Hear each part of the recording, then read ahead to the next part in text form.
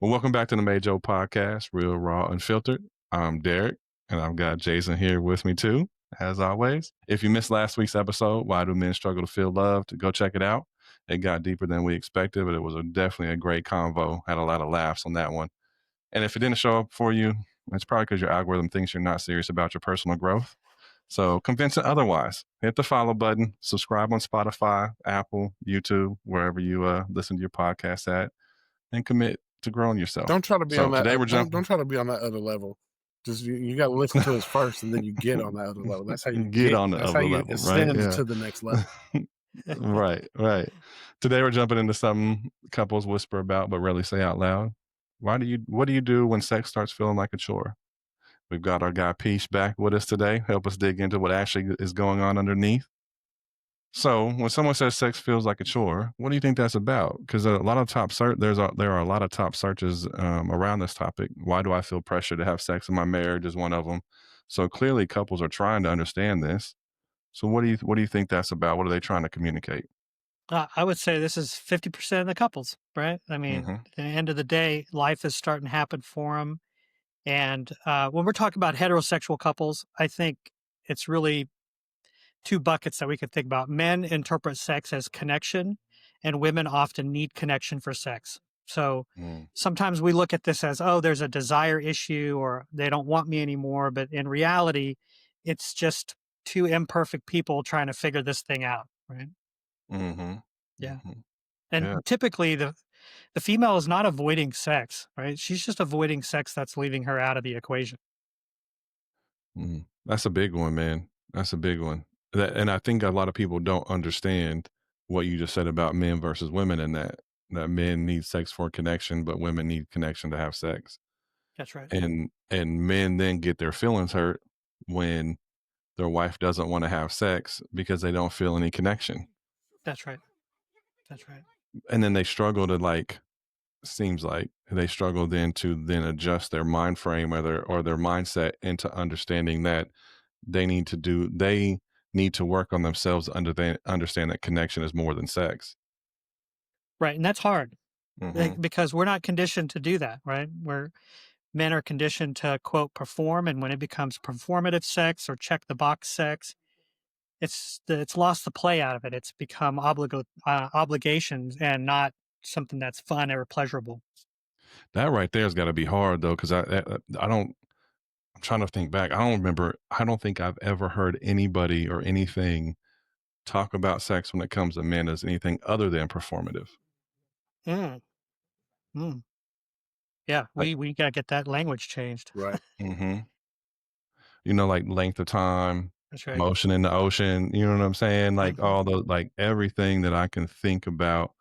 Again, outside of the work I do now and the stuff I'm learning now, and I have learned but I don't know if I've ever heard of sex be described for men other than Well, performative no, based. because you don't ever have boys sitting around talking, being like, "Man, what was that connection like, doc?" Like everybody's like, "How long did it go? How did it feel?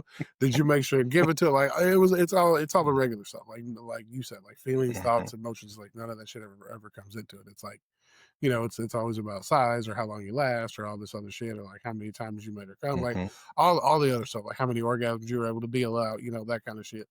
And it never really Mhm. it never really boils down to the fact of like we just don't talk about emotion in that way. Do y'all? I mean, if y'all sit there and think back, do you think of anything that ever displayed or talked about sex to you that wasn't performative based No, never, as a kid No, growing up? never. no. Yeah. No, that Yeah. wasn't ever like one day you're gonna meet this girl, you're gonna care so much about her, the connection's gonna be so deep. No.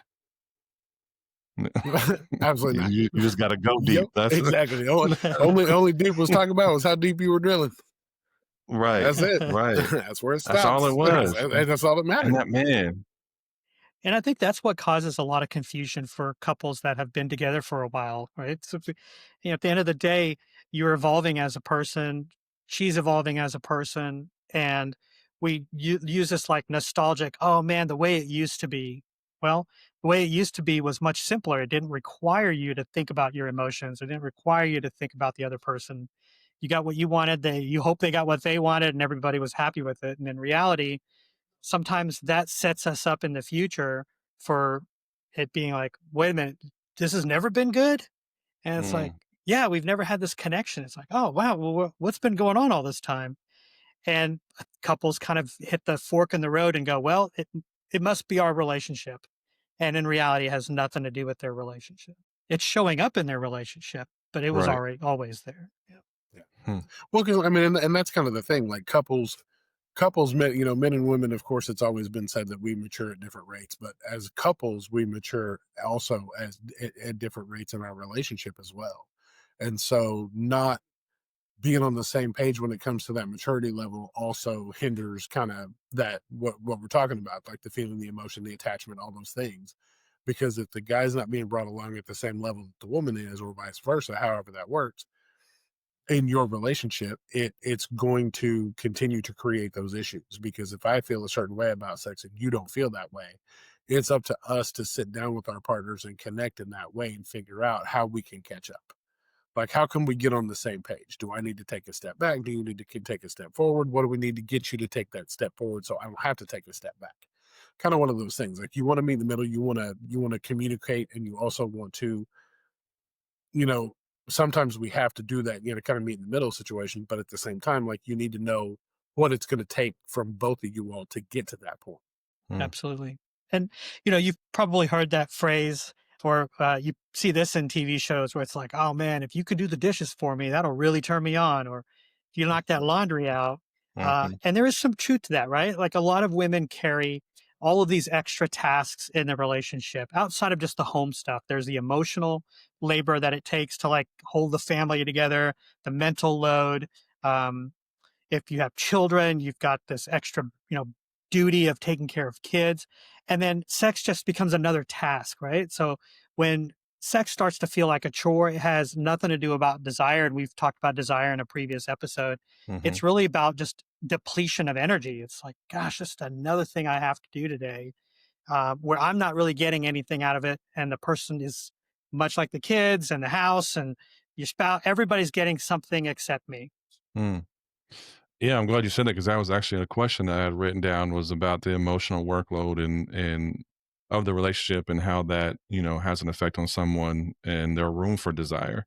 Yeah. Um, You're the key. You're the master of resentment, man. You know it better than everybody. You're like from the mhm, Gottmans, right? So, mhm, you got this pressure to do all this work, which then creates avoidance to, hey, I don't really want to do this extra thing or this extra chore, and now mhm, resentment sets in from both sides. So it just starts this cycle, mhm, causes more pressure, more avoidance, more resentment, and then they end up in our office. Well, yeah, I mean, it's like what you're mm, talking about. Like, if somebody, like, the emotional pressures of the kind of the day, if you're doing the housework, if you're taking care of the kids, if you're running the kids, if you're doing the things, you're cooking the dinner, you're doing the stuff, by the end of the day, all you want to do is relax. And then when you go to relax, you got somebody sitting there going, "Hey, what's up?"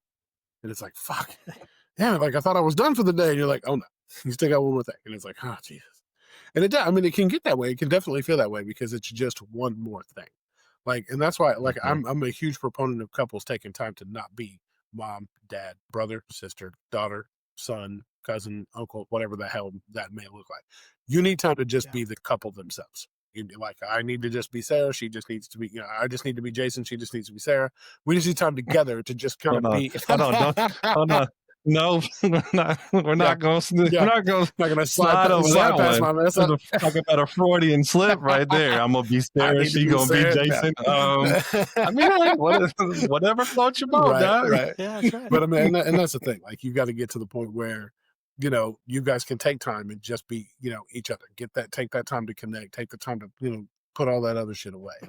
It's not about Mm, the dishes. It's not about the kids. It's not about who picked up from daycare. It's not about who cooked dinner. It's not about, it's you got to take all the time to strip all that shit away and just be each other in each other's space and take the time to connect and communicate, because that's what's going to keep you, like, that's honestly, like, in this whole situation, like this whole episode, like, that my theme is the connection and communication of how all this shit goes down, because without mm. those two key components, like, none of this shit works.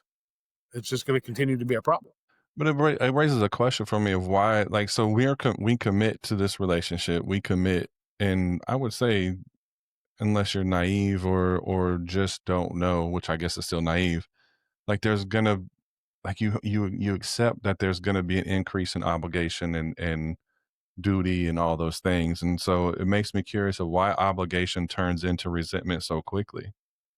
Like, I have this obligation, I have this obligation, I have this obligation. Like, yeah, but then there seems to be this point where they'll having so many obligations turns into resentment when that's kind of what I mean, that's part of what we signed up for, isn't it? At 17, did you and Gina think that your life was gonna look like it looked right now?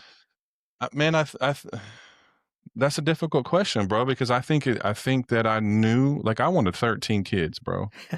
Like, I wanted 13 You need kids. to be Like, studied. What the fuck is wrong with you? Who would start? What are you trying to start a fucking baseball team? man, I hated being an only child. And You so got I to go to the wanted, man, other and my extreme. well, well, I saw so my brothers who are two of my best friends from childhood. Um, so Mama, that's what I called her. Mom, she's my mom. She calls me her son. All that. Like she had 13 siblings in her family, and so when they have that's when we went to Thanksgiving. We were talking about Peach when that was where we went, and so like this week at Thanksgiving, there's probably 100 people there and 100 and that to me is just a beautiful thing coming from a family tree that has four of us left in it on my side of the family with my mother, right? Like, and so I wanted 13 kids, and so I think I didn't the only thing I didn't expect was how much my stuff from childhood would affect me as a parent. Like, I had no clue about that, but I think I always expected there to be a lot of obligation, and I was committed to that from the beginning. um Now that I know that life was going to turn out and have the twists and turns, it did. No, but I think I signed up for all of what life came with, of like the stress and the tiresome nights and all need to do whatever we had to do to survive kind of deal. I knew that was what it's going to be like. And so I don't know. I think that's why the question is an interesting question to me. And I mean, I guess I get it. Like, if my wife was just sitting on the couch and I was doing everything around the house, plus paying the bills, plus working 3 jobs, plus doing, you know what I'm saying? And then I could see how resentment might build. But sometimes I mean, to be honest, my own subjectivity, sometimes I listen to folks and I'm kind of like, you're upset about this? Like, this feels really normal. I don't know. You know what I mean? Like, and I don't say that in kind of I don't think that judgmentally, like thinking that they're a bad person or that they, have something wrong with them. It just makes me really curious. Like, I'm doing this, and this, and now I'm resentful because I'm doing all these things. And I'm like, that's life though.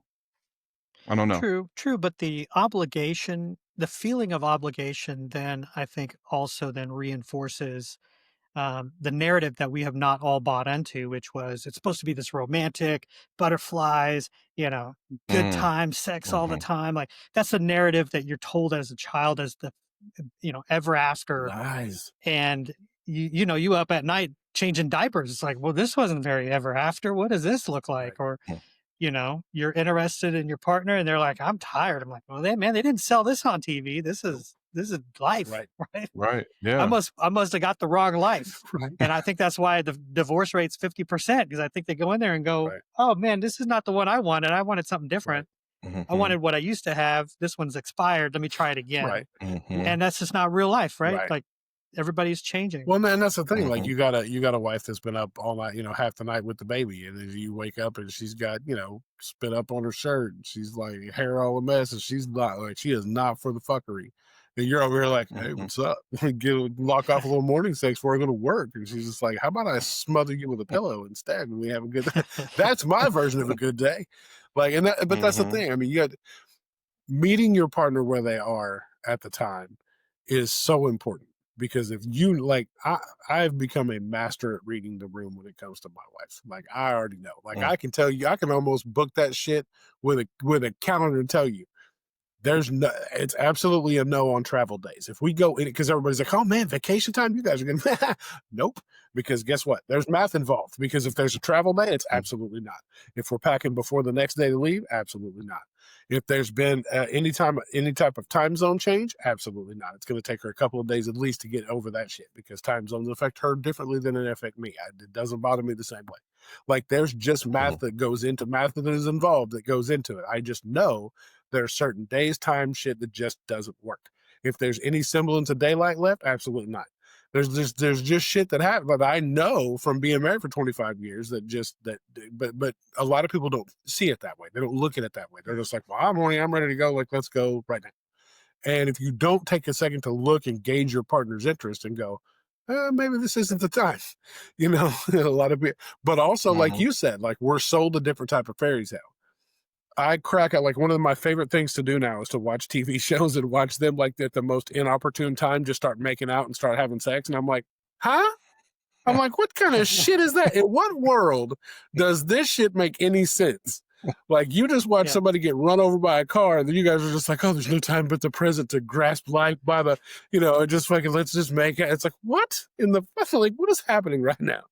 But I mean, that's the thing. Mm. Like we're sold a bill of goods, and a lot of times, like you said, Peach, we don't subscribe to it, and then it's like, oh, well, this didn't work out the way we wanted to. Well, let's just swap this out for a different one. And that comes for sometimes it's better, sometimes it's not. Like sometimes you find what you're looking for, and other times you just get worse off, and you miss what you had. But Mm. if you take the time to do the work and really dig in like that, of course, there's going to be times where divorce is absolutely, feasible, reasonable, and that's what you got to do. Not discounting that at all.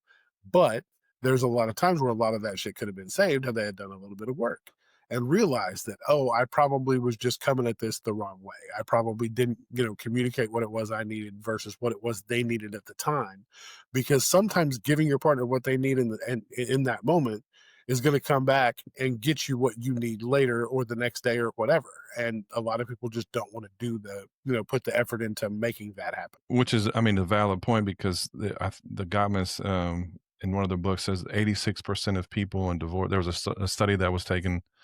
It was a couple decades ago. That was like 90s. I haven't seen the updated one, but in like 98 or something like that, they did a study of people in divorce court, and 86% of couples didn't want to be divorced. Right. They just didn't know what else to do. Right.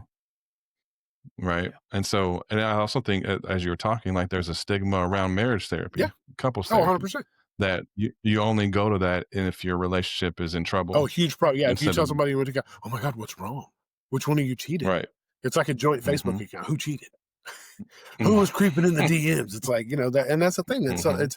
it's dumb to say. It's like it's not like if I was going to the gym. It's like, oh my God, what's wrong? I just want to be healthier. And it's the same thing for therapy and marriage. Like we just want to have a healthier connection. We want to have it. It's not like, you don't go to therapy to create problems that weren't there before. It's just like, Mhm. I thought everything was great. Then we started talking to this guy, and now it looks like we've got all kinds of problems. It's like, no, the problems were there. Mhm. You were just Over masking them there. with like false happiness. Right. That's right. That's Right. right. So, another popular search that popped up was, why does becoming a parent kill our sex life? That was a Yeah. question that was posed. And so, Exhaustion.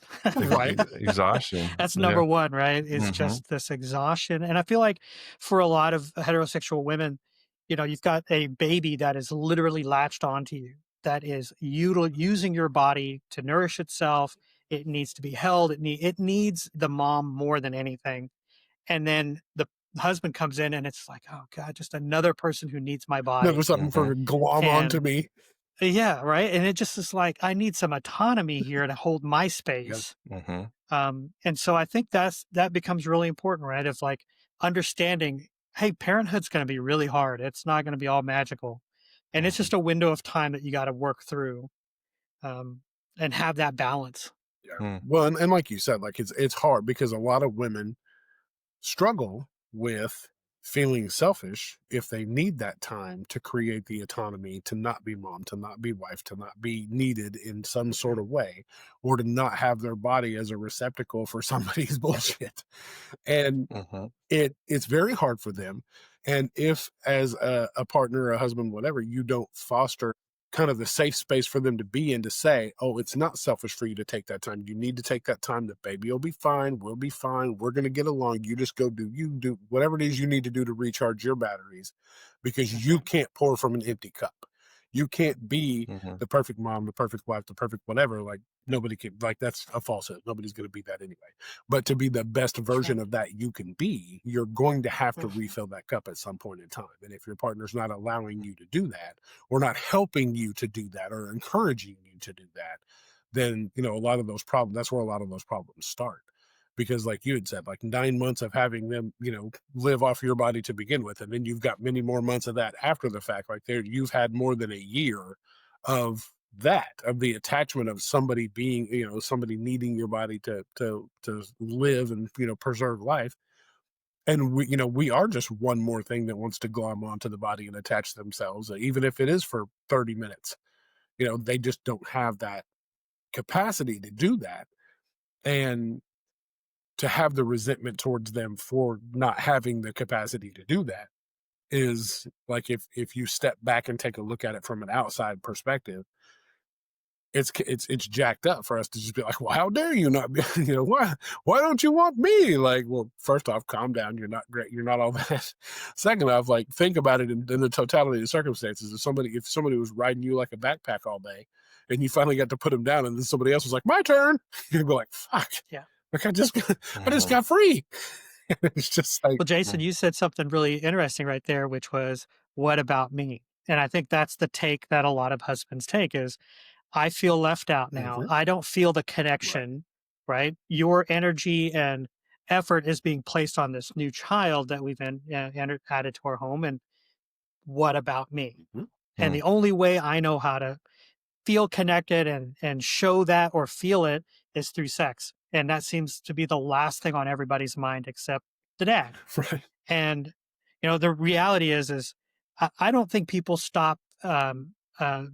They don't just avoid sex just to avoid Yeah. sex. It's not the physical component of it that they're avoiding.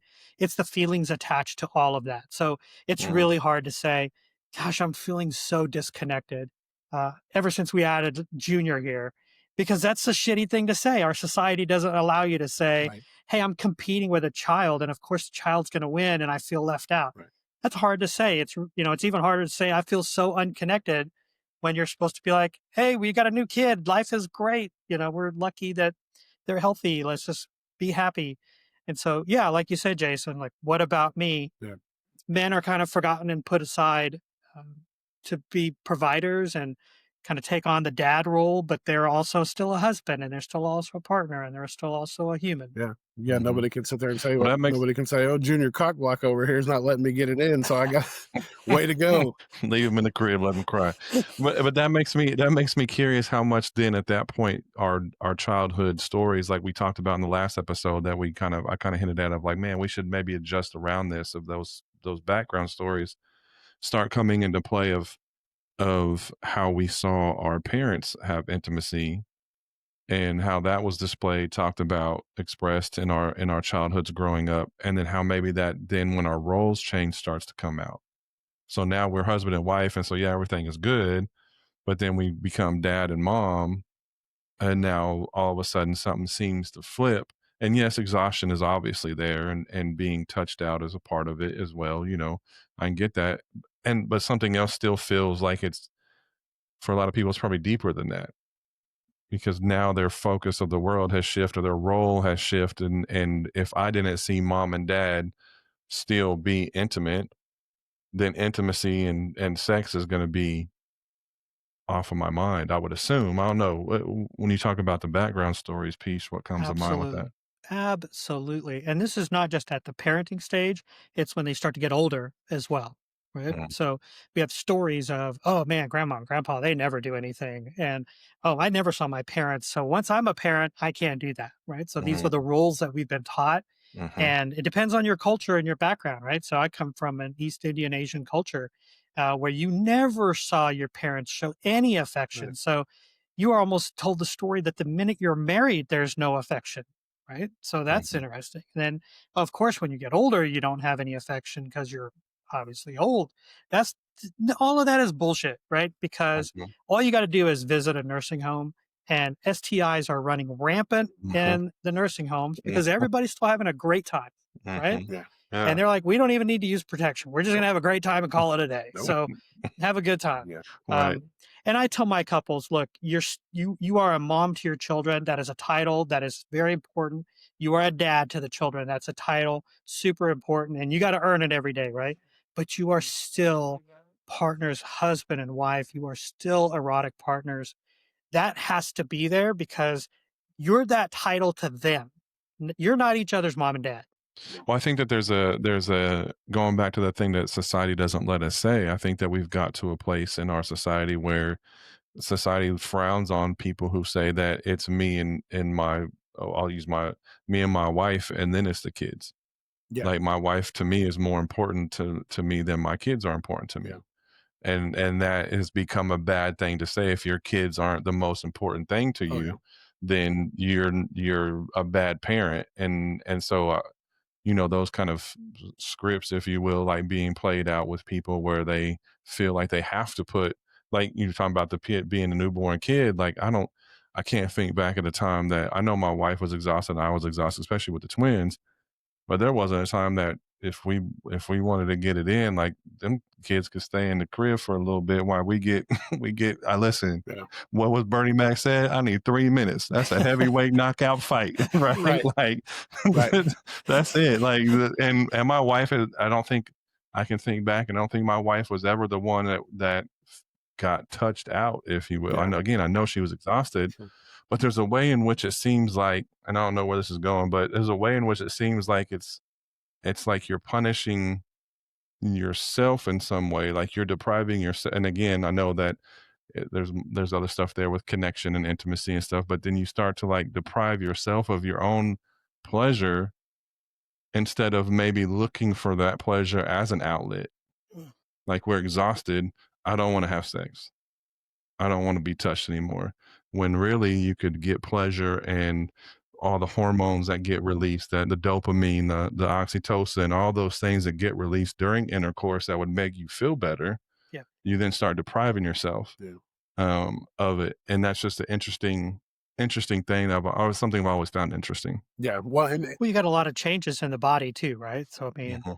you're dealing with all of those scripts of, well, there was a human inside of me. Now there's not a human in me, and I still have life happening. And, this situation, Mhm. uh, we talked about it last time. I put on some weight as a sympathy pregnancy. Mhm. I'm still trying to work that weight off, 23 years later.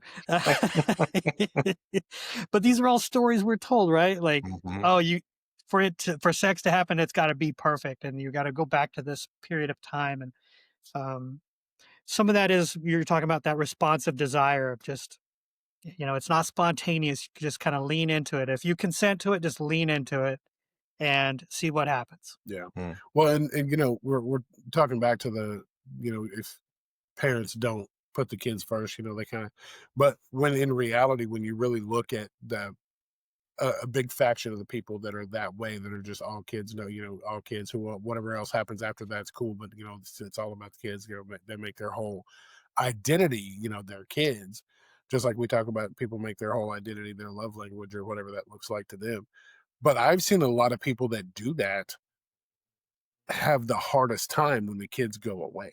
Like once the kids, because you Mhm. make your whole identity your kids, they're not going to be around forever. Your husband, your spouse is going to be around forever.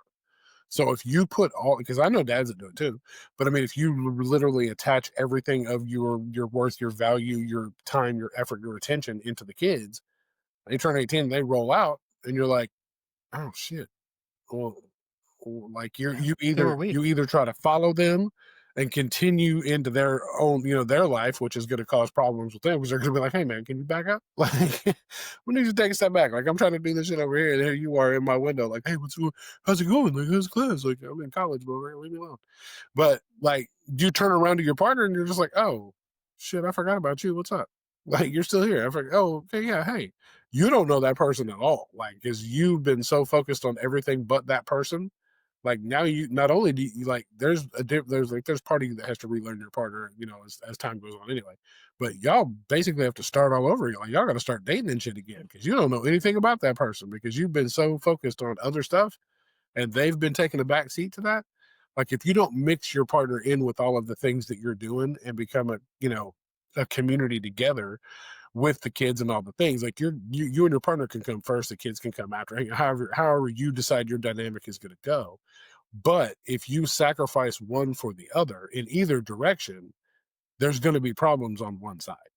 Well, even Freud hinted to the benefit of, I don't, I'll use the word sacrifice in this moment, but sacrificing the kid for your spouse, of like there's a healthy dynamic that comes out to that when you establish like it's me, your mom is my wife, like that's my wife, That's right. she's, I'm her husband, like we are one. Kids then can differentiate and have a healthy identity in that. Yeah. That's right. When you don't do that, their identity gets all messed up. And I know, Freud has his issues, and I'm not saying he was right about everything. A lot of stuff that he said has been, expounded upon and improved. But I mean, he was a genius at the same time. Like, there's truth to that. Yeah. There's truth to that. If you don't separate and tell your kid like this person is more important than you, and hopefully understand that way, like not that you're not important, but this person is my spouse, my wife, my partner, and you are a kid, there's some unhealthy things that can happen from that. That's right. And you don't get to build a sense of self if that doesn't happen. So it's not a bad thing. There was something you said last time, Peach, about the nervous system. It imprints on the nervous system, and so I'm curious, even in these moments when it becomes chaotic with kids and stuff like that. Because I haven't done much looking into the nervous system. I know that's been a part of your growth and your learning. How do you think some of those early sensory experiences shape how people respond once they become parents or once those roles change, um, and affect their sexual patterns without them realizing it? Yeah, I mean, if they're longing for touch and then they don't get touch means something different all of a sudden, right? It doesn't mean, oh, this is going to be safe. It's going to be, I got to get it when I can because it's going to be taken away from me. Right? So Mm-hmm. you're going to feel this very anxious. We have to have sex now because if we don't have sex now, something's wrong and our relationship's messed up. And really, what they're trying to say is, hey, when I was a kid, I would cry and cry and cry, and nobody would come and get me. And all I needed to do was to be held and be safe. And that never left our system, right? We just layered more stuff on top. We Mm-hmm. never upgraded the nervous system. We just build upon it. So Freud was right. Those early foundations, 0 through 3 are like so foundational to how this gets expressed later on. If you're smothered all the time, right? That probably has an effect on you when you're an adult, Mm-hmm. right? If you never have your own autonomy and everybody wants you, well, then you're going to spend a lifetime going, leave me alone. Let me just be me Yeah. Mm-hmm. because everybody's always touching and holding me. So there's this fine balance. And I'll be honest with you, I don't think nobody knows what that balance is because each human's so unique and different. Mm-hmm. That's what keeps our business, keeps us Right. in business, right? Absolutely. Absolutely. Yeah. That's why it's Parents, like, do what you think is right. They'll still come right. to therapy. It's okay. Right. Right? Yeah.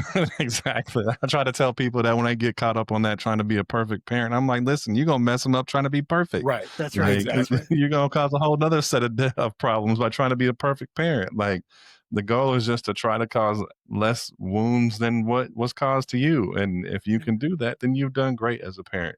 That's right. Just be good enough. Right. Yeah. Just be good enough. Yeah. But yeah, just thinking like how chaos and or calm or how fear played a part, as a child, and how all that comes back up, because all that's a part of, I mean, again, thinking about buying a house, there's some stuff, the fear that can come with that. Having a kid, there's all sorts of fears that come with that. With that first kid, chaos, absolutely. You have more than one kid, there's I was gonna even say more chaos comes chaos with the there. second kid.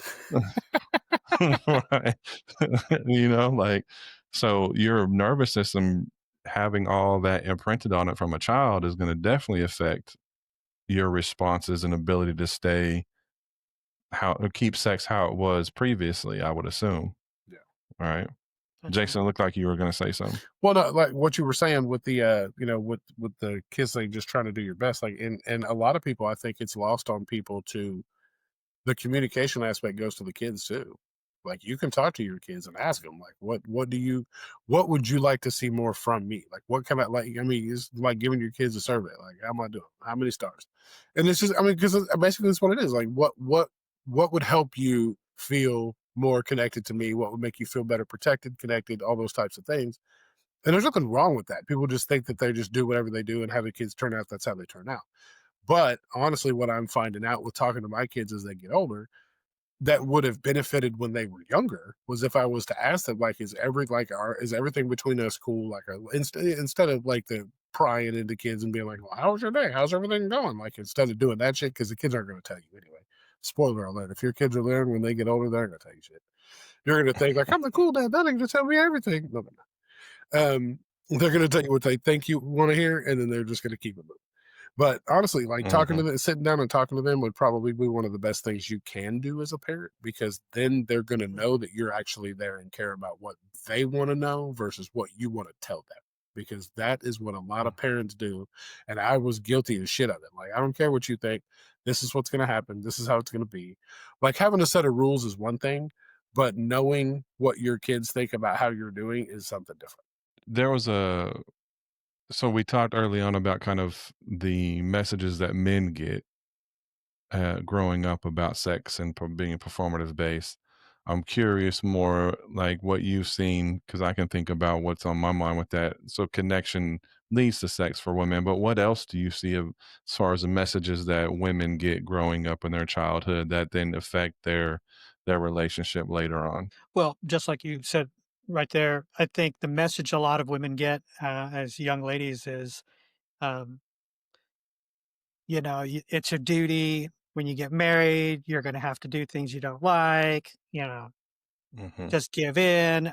And I think women today are like, yeah, I'm not playing that game. I'm over playing that game. I don't need to play that game. And rightfully so, they don't need to play that So that game. sounds like a And I think a terrible sales lot of that is pitch. the story. That's a terrible sales Well, but pitch.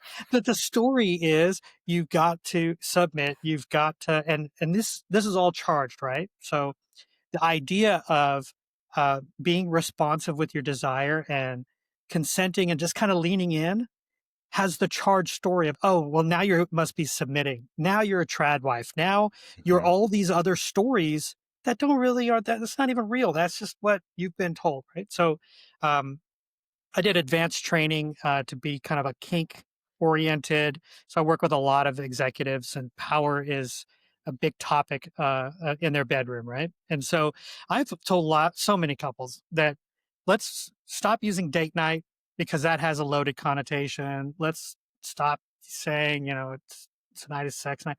Let's just have a play date, right? Back when we were kids, you just go and play, right? And so that whole kink world teaches you consent, communication, power exchange, if that's what you're into, aftercare. Those folks are having a great time. Let me tell you, everybody in that community, they are having a great time because it's all on the table. And they've disconnected all of these pseudo meanings of what does it mean to have sex? What does it mean to be rejected? What are all the things we're not going to talk about? All of a sudden, you talk about it, right? So it's playful, it's collaborative, it's negotiated, and it opens up your creativity. And when you approach your partner with, hey, here are all the things I'm open to and interested in, it's like, wow, that's way different than, you know, I need 3 minutes to bang it out. I'll lay here. Like, grandma told me when I get married one day, you're going to have to do this. And that Hmm. have to is what I think kills the vibe because people want to have a good time and it's not about having to. Yeah, my Hmm. wife preached to me one time, quality over quantity. She's like, "How much do you want to do it versus how good do you want it to be?" And I'm like, I mean, to me, like I would like both of those things. Like I would like to have the quality of a lot of quantity. That'd be dope. But honestly, and there was one night, like she tried, like I tried it, and I pushed my luck, and she was like, "Cool, let's go," and it was fucking terrible. It was like you could watch her like watch the paint dry, like watch count the ceiling tiles. Like she just was she was so fucking disconnected. And but she legit, she was proving a point, and she proved that shit hardcore because I was like, oh, this is terrible. Like we stopped. I stopped, and I am not one to stop. Like if I'm in, I'm like, hey, listen, cool. And no, I was like, nope, done. And I got up and was like, you proved your fucking point. That'll never happen again. I was like, I need you to tell me if, beforehand, like we got to communicate that shit. If it's going to be one of those nights where you go to give in and you're like, this will be a quality over quantity or quantity over quality. And I'm like, I need you to tell me that shit. And there's been times she's been honest and been like, you really want to do it? Like, we'll do it, but it's going to be, it's not going to be great. And I'm like, all right, fine, we'll wait. Because and that's the thing. Like, I, I respect it more and I understand it more now, but before, like the fights were so like I would just argue and fight and scream and yell and be so mad. And I'm just like, she finally was just like, listen, dude, like here's the thing. And she laid it out. And it was a good thing she did because I was not looking at it from any other perspective other than just me being selfish. It was the time, Yeah. we had space. It was like, why the fuck not? And I didn't think about any reason as to why. And she had to lay it out. She's like, listen, like this, there's like, you think differently than I do. Like, you're going to look at it this way. I don't look at it that way. And honestly, when she broke it down to me, like, it made me understand it in a way that I never even looked at it before. So that's why now, like, it'll be early ass in the day. And I'm like, hey, what are the chances maybe we go to bed early tonight? Like, and she's like, probably pretty good, but we'll play it by ear. And I'm like, all right, cool. Like, I just wanted to let you know, like, I'm cracking the window. Like, if we can open the window a little bit more later, like, cool. But right now, I'm cracking that bitch so we can at least try to know, like, something possibly is on the table for later. And it's worked out way better than it used to be when I just would come to bed. Like, because that's where a lot of the rejection shit comes from. Is like, if you don't preheat the oven and you just jump in bed and be like, all right, now it's time to go. And she's like, what the fuck? Like, nah, dude, no, I'm tired. I'm this, I'm that, I'm whatever. And it's instant rejection versus somebody like during the day. If I talk to you in the morning about it, and by the afternoon or later in the evening, I see the way the day has gone, and I can be like, you know, I'm not going to push it. Like, if it happens, cool. If not, I'm gonna let you take the lead on that and tell me how you feel, because the way your day went and the way my day went are different. So if by the time comes and it's not for you, like, I need you to be like, maybe tomorrow, but don't come at me and just say no. Like, if you come at me and be like, tonight's really not it, I'm not feeling good, I ate something that wasn't agreeing with me, let's try again tomorrow. But just to come up and be like, no, that's different. Yeah. Now, so she knows now the way that I respond, and what I need an additional plan. Give me a pivot of something that looks different than just a no. Because now I'm not rejected anymore when I get the no, because it's not just That's a right. no, it's a no and. It's a not tonight, not right now, but later. Like, maybe, like, That's right. yeah. So I mean, it's changed it tremendously, but it all came from communicating in the way of telling me kind of what it needed to be versus what I thought it should be. Yeah, I mean, duty sex or, sex by, checking the box over time, it will kill Oh, eroticism. 100%. Like it'll die in your relationship. And you look, at the end of the day, if you're trying to manage somebody else's feelings, um, you can't feel playful when you're responsible for somebody else's disappointment, Yeah. right? I mean, at Hmm. the end of the day, like, how can you feel desire about somebody you're trying to manage? Because in a way, they kind of become a child to you, and we are all Mhm. hardwired to not do that. Right. So Mhm. if you're trying to manage somebody else and you still feel desire towards them, that's just hard to do. Oh, and I was 100% Mm. that child. Like, she had fucking 4 kids because my big grown ass was over there like, man, what about me? And she's like, what about you, dude? Like, fuck, pull your big boy pants up and go sit down somewhere. And I'm like, no. And it's, I mean, but that's how it boiled down. And like, and it took me, I didn't realize that's what was happening until legitimately like a few years ago. And I'm old as fuck.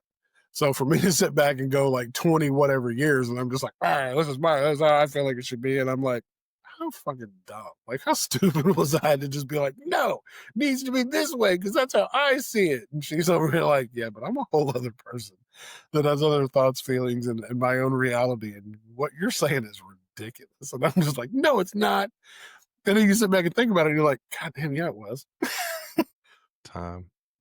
Time and wisdom coming with time a little bit That's there. where all these grades came from, baby. Like, I had to learn the hard Yeah. way. Yeah. Hmm. So, so let's say they get stuck on, you have a couple that gets stuck where they're in that duty sex or no sex. They've got to a place where they're just handling obligations. I guess I get curious. How do you help a couple start to see themselves as partners again instead of the roles that they're stuck in? Part of that is removing, the work out of sex. It's just if it's been another job for the couple for a long time, let's remove that. So that could be just laying side by side and having just mutual touch. So no obligation, no sex. You take it off the table. I can't tell you, and you know this, Derek, like the clients you work with, Hmm. once you put a prohibition on sex, that's all they think about, right? It's one of those like, don't think about carrots. And then for the next 2 days, all you think about is carrots because you're not supposed to think about it. So when I tell my couples, look, through this process, let's take sex off the table, immediately they come back the next week. Oh, well, I got something to tell you. We kind of had sex. I'm like, oh, wow, that was quick, right? So seems like things are working. Now Right. let's talk about what's coming up for you and why you're really avoiding it, right? Mhm. So, Mhm. removing the word performance or the feelings of performance and the feelings of pressure. And so those are like the baby steps. So it's kind of like a sensate focus advanced, where it's just, um, if you're not bringing any other pathology into the equation, right? It's just, Mhm. man, we're tired and we just haven't had sex in a long time. And we're kind of forgetting. But when we do, we feel like it's duty sex. Okay, let's introduce play, right? Like, Mhm. let's put an emphasis on having fun, you know, not making it a performance review, but more like going to the playground with your adult partner and what do you guys want to do and have fun doing that. We're Mhm. gonna do a Yeah. reverse psychology angle. I'm gonna go in there and tell her and be like, "We're not having sex. So just don't even Right. try. That's the key, bro. Don't get near Yeah. me. Yeah. Don't you try to have sex with me tonight, woman. Don't you Yeah. touch my I no. don't want it. Don't you touch my no Yeah. square." Our listeners are going to be like, wait a minute, that didn't work. They come back with, "You guys are liars." That's right. It only works when a third party tells you, right? Right. Exactly. I want to see one of these real couples you talk to, Peace. Hey, listen, for Yeah, $4.99, that's right. you can have a subscription, and once a month we'll tell her, hey, he doesn't want to have sex, so don't try it, woman. $4.99 a month subscription.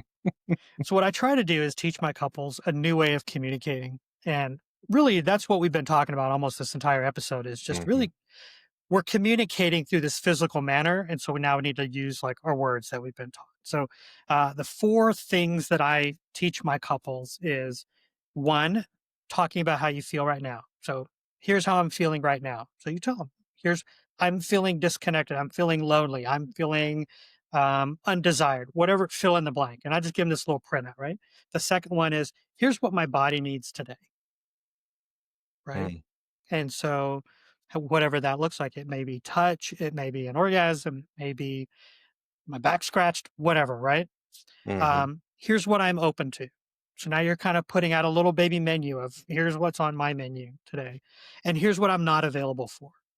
You put that out there. Your partner then responds in the same way. And you may realize, oh, wow, we both want two things. We just want them different ways. And that allows for you guys to have clarity, to have safety, to have exploration, growth, creativity, all the things that seem to go away. And I think if you eat the same thing every day, at some point, even if it's really, really, really good, if you eat the same meal over and over in the exact same pattern, our brains go, I need something different. I need Mhm. novelty. And so just by injecting these four questions and a touch of novelty, all of a sudden their fun wakes up, right? Their insides wake up and they're like, wow, we can eat the same meal in a whole different way. It doesn't have to be in the exact same plate, in the exact same room, at the exact same time.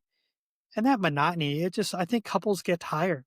Yeah. Mm. That's what's creating some of the tiredness. It's not that they're just exhausted from life. They're tired of eating the same thing or having the same experience over and over and over. Well, and that's None of us would want to have the same experience over and over.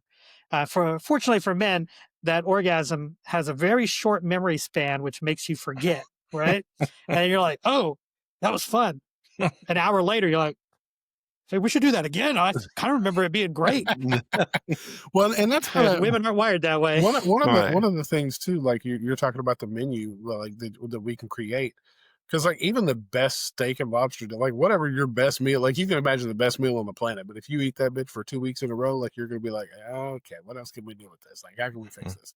But another important thing to think about, like with the menu that we create for each other, don't feel like you have to check every single one of those items off that menu right now. Like you can each pick, if you don't have one thing between the both of you that matches up and aligns, find the next thing that's closest to each other and try to work on that. Like don't feel like you have to, conquer the whole menu all at one time. Find That's one right. thing that you guys can start with and kind of start to kind of have it stack on top of that. Like find one thing that works and then see what else you can jump to explore next. But I think a lot of times we look at it as some monumental task that we can't, overcome because it's just so big. Like, oh my God, how am I going to do all of the, like, we got to find all of this stuff all in one night? Like, no, you don't. You didn't lose the connection overnight, so you're not going to gain it back overnight. Like, it's going to take time, but it's also going to take effort and time. Like, you can't half-ass it. This isn't something you can phone in. You're going to have to do the work to connect with each other to make these changes. Yeah. Desire will grow once that pressure decreases, right? And your viewers and listeners can download a yes, no, maybe checklist. If you just type into Google, yes, no, maybe, it'll pop up with probably things they've never even heard of, which is great because that means you get to learn something new. But what I tell my couples is, here, take these home, fill out, on your yeses, make sure they're like a hell yes. Maybe is I'm kind of curious. I don't know where I stand on it. And a no is a hard no. Like, I'm not interested in that. And I tell my couples, don't worry about the no's. Don't even worry about the maybes. Stick with the yeses, and just know they're yeses today. They can change tomorrow, and that's okay too. Yep. But stick with the yeses, find your common ground, and start there. Start something that you haven't done in a while. Bring some novelty in. Once sex feels like a chore, man, that's just too much to add to the mental load and the emotional load. You got to break that chain. Yep. Yeah, and I was gonna say, and recognize too, like we're saying this, and this doesn't override doing the work of understanding the stories from your childhood. Right. That's right. And what's playing out that That's led to where you're at, right? Like doing the yes, no, maybe. If you haven't done the work to understand the story about sex for you, and you go and download the yes, no, maybe, you're not That's right. actually helping yourself. That's not the goal, right? So don't That's jump the gun and take some of these things that are being said now as like, oh, this is going to fix or this is going to change things. Like, you still have to do the work to understand yourself, what your story, especially thinking about, you're talking about expanding the menu in Oklahoma. Like right now we're primarily in Oklahoma, but that's going to be a big deal for a lot of people who were raised in this part of the country, particularly in the Bible Belt, and the idea of sex and all that sex can entail, and that there may be more than missionary. Like there's a risque feeling that can come with doing anything outside of missionary, and listen, man, if lights off missionary, if that's your thing, guess what? That's your kink. That's it. That's it. That's your kink, They're right? like, oh, your thing is lights off missionary. Like, you that's your thing. You take your socks off. Ooh. So, I mean, if you really want to change it up, turn the lights off. That's right. Right? I mean, you could start there. So it's really expanding what you're already building on. But you're 100% right. These are all tactical what to do's. It's not really getting at the core of why this is. Right. Which is what I want people to take away from, this conversation, all the conversations that we've had just in general, but especially the ones about sex is, because a lot of men come in, they just like, well, listen, I want to have more sex. And I'm like, well, you probably want to figure out what intimacy actually is first. So that, because even in that idea, like what I was talking about earlier of like, I don't want to have sex, I'm touched out, is kind of like robbing you of pleasure. I think men get stuck in that at the reverse of, they rob themselves of a much deeper, more emotionally connected relationship when they're just focused on sex. So I just want to have sex. It robs you of the cuddles and the hugs and the hand holdings and the kisses and the, those flirtations and those, like all that extra stuff that women look for, that they want. Like, you're robbing yourself of that. Well, but a lot of times though, you got to think about it from a man's perspective. Like, we carry a different weight of the world on our shoulders, and we don't realize a lot of times that those types of connections can lessen the weight that we carry, and can really, like, it can be exhausting to do what men do during the day and carry all the weight of the family and the provider and the protector and all those things. But that's the one time that we should be able to let that armor down, is with our partner who can, show us and nurture us and care for us in that way. That's how we can replenish ourselves to be the best provider, protector, and not feel so burdened by the weight that we carry. But a lot of men weren't taught that that's how that works. We were just taught to grin and bear it, rub some dirt on it, walk it off like you're a man. What the fuck do you got to be sad about? Like, we don't get sad, we get mad, we get happy, we go and do our shit. Like, put your head down, do the work. And that's true to a point. That's a taught thing. Sure, 100%. Right? And that's a taught thing. 100%. And I think the way you can see that in action in the opposite is an infant boy. when that little boy is held by parents and grandparents and tickled and touched and played with, and then at some point it's like, okay, none of that now. Right. But that's still logged into the nervous system. It is still hardwired in to need that Yeah. touch, to feel that connection. And then somehow along the way, we're taught, yeah, you don't do that. Well, it's so strange Right. because kids don't Mhm. understand why. They're just like, well, you're a man now. Oh, okay. That's So right. men don't get touched, men don't get loved, men don't get to be hugged and felt. Like when I Mhm. fall That's now, right. I used to get picked up and you would, cuddle me and care for me until I felt better. But now I'm just supposed to walk it off. I'm just supposed to be a man and Right. men don't cry, men don't get hurt and all that kind of shit. But nobody explains to them the transition as to why. Like, no, I'm not going to grab and Mhm. hold my 13-year-old son in the same way that I did when he was, 3, 4, or 5. But you still don't, you still have to care for them in such a Why way. not? Yeah, and right. And I'm saying, Mhm. like, but you don't see people make that transition. I was one of the people that continued to do that. Like, that's why my son is giant 23-year-old now and still comes and hugs me like, like It's awesome. he'd be gone for 20 minutes and just to come back and I love it. Like that to me, that connection for me Yeah, is like that's what I've always wanted. I never wanted a world where my kids just didn't want to hang out with me when they got older. And that's kind of how I transitioned my parenting as they got older, was to kind of make sure that I fostered that. But at the same time, like nobody explains to kids why that change happens, like, or why they feel like it has to happen that way. And it's, well, that's what my dad taught me, and that's just how it goes. And it's like, well, why not break that cycle? If you know that you Mhm. wish it would have been different, why would you continue that cycle that you didn't like when you were a kid? Like, you need to find a way to adjust that going forward so that your kids understand, like your the male children understand that it's not just about being a man and walking it off, or being, we still need that type of interaction, and the connection and compassion that we get from our partners. Like, we need that. that's right. That's right. Yeah. Yeah. So again, it's important to figure out what those childhood stories are. What were you taught? What were you told? What did you learn? Um, and I think that, with along with what you guys are saying, like the reason why men then get so focused on sex is because there was probably a point in time that they wanted that other connection and it was denied to them, and so then they start defending against it out of not wanting to feel that hurt or that pain again, subconsciously, Yeah, and maybe consciously at some level, but it's like, okay, I don't want that, anymore. When I really do, I don't want the pain that comes from not getting this. And so then we attach the connection to when we start having sex. We attach, oh, here's a way to feel something close to that again. And it's not supposed to be that way. Like, it's supposed to be the whole gambit. Like, it's interesting, like it being opposites for women and how they kind of fit together, right? Like, connection leads to sex, sex leads to connection. You fit it together like yin and yang. Like, it kind of goes to the opposites kind of thing, right? But I think that there's a way that the stories affect that for both of them. And so starting to work there, figuring out your story, figuring out those background things for you, what that was, the nervous system stuff that's there from your childhood. That's where the work needs to start.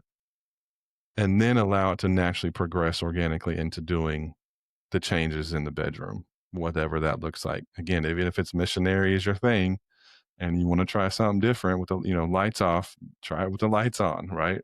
But start doing the work first of understanding yourself. So, that's right. That's right. any other thoughts, anything, gentlemen, before we get done for this evening? No, I think it's important to leave the listeners with the fact that if sex starts to feel like a chore, it's not necessarily a sign that your relationship is falling apart. Really is a sign that you're overwhelmed or you're disconnected or you may be carrying more than your body can hold. Hmm. Right. And really what this boils down to is just two imperfect people trying to, figure out how to be honest, curious, and kind to each other. And so, like you said, Derek, doing the work. Um, and I'm really going back to what you said, Jason, which was, the what about me? We've got to look at the what about us. Hmm. And that requires all of us to kind of grow and expand beyond the things that we were taught. Right. Yeah. Right. I would say take the Yeah. time to have the deeper conversation. Like, sit down with your partner, figure out what it is, where both of you guys stand, and how far off you guys are. Because a lot of times people think you guys are worlds away. That you really probably are not that far away. You're not that far off from what Mm. each other needs from the other one. to be in a communal space where you guys can really start to foster the relationship that you have and continue to grow that, no matter what season of the relationship that you're in. Like, you don't feel like you're, however, couple of months into a marriage and you feel like this is, this is for people that have been married for 50 years. Like, that is not the case. Like, these things can come early, they can come late, they can come in the middle. It doesn't matter. Like, when you notice they start to, things start to bubble up, is when you need to address them. Start having those conversations as early as you can, and really dig down deep. Like, don't be afraid to be vulnerable in front of your partner, because that's how each of you gain the trust and the respect for each other to continue to be vulnerable, not use it against each other later, because that's how you keep from building the resentment. Like, I can't be honest with you because when I did, you threw it in my face and said this. Like, as long as you guys continue to do it in a respectful manner to each other, you're going to continue to build, and you won't find yourself in these places for very long, because you'll know you're building the tools in your toolbox. You need to go back to it when these things pop up again and say, oh shit, because you're not going to fix it one time and it just be good forever. Like, it's continued maintenance that you're going to have to go back to from time to time and say, oh, well, things are starting to starting to spin a little bit out of control. Let's go back to what we talked about before. Let's lay this all out on the table and have this conversation again, because I feel like we need a little bit of a tune up. Because you're not even the best built, most high performance cars still need tune ups, and best built high performance marriages same way. So don't feel like it is nothing to knock against you as a person, against you as a couple, a wife, a husband, doesn't matter what it is. It's not a knock against that at all. It just means that there's times that you guys are going to need a tune up, and that's okay. It just takes the time to do it. You have to schedule the appointment for the tune. Right. A lot of the expensive high performance cars need a lot of tune-ups and a lot of maintenance. so, so it's just something to think about. But yeah, I like what you said, Peace. When sex starts to feel like a chore, it's not almost never about sex or about the relationship, right? It's about everything we've talked about: identity, pressure, roles, shame, the stories we carry. But doing the work to name those things, then we can start to build intimacy back, and you can build it back together. And I think that's the important piece. So, well, once again, man, huge thank you. Part 4 of the series. Appreciate you, Peace, for being a part of this for us and joining us with Thanks for having these. me. Yes, sir. Yeah. If this conversation hit home, share it with someone and follow them at the Major Podcast on Instagram, TikTok, YouTube, Spotify, Apple, all the places. And we'll see you next Wednesday for part 5, the last one with Peace. More than just a quickie. So another real, raw, and filtered conversation coming your way. We'll see y'all then. Y'all take it easy.